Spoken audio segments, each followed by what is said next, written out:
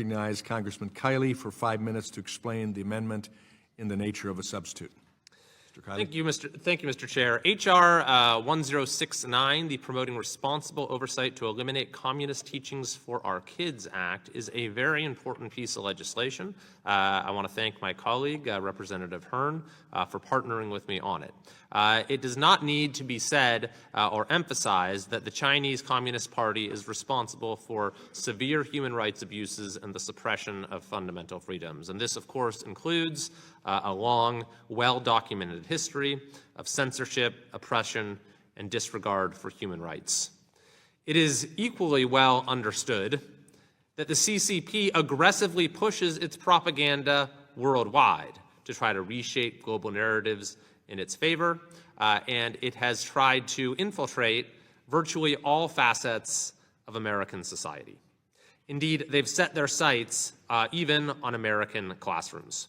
Investigations have revealed that CCC-funded so-called Confucius classrooms have infiltrated over 500 American schools. These so-called cultural programs are not about education. They're about influence. The CCP doesn't do these things with a charitable intent. The entire purpose of the programs is they expect something in return, control over curriculum, and thereby influence over the young minds that are subject to it. It is unacceptable that American school districts have entered into financial agreements with entities tied to the CCP, an adversary of the United States, a regime with one of the worst human rights records in modern history.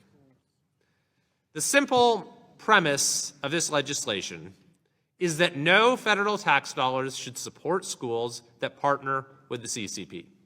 Mr. Chair, I don't think this is a controversial proposition, and it is the proposition that the Protect Our Kids Act will put into law.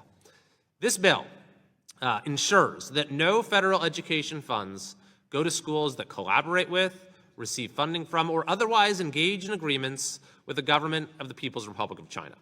This includes partnerships with Confucius classrooms, language programs funded by the CCP, and any educational materials or personnel tied to the Chinese government.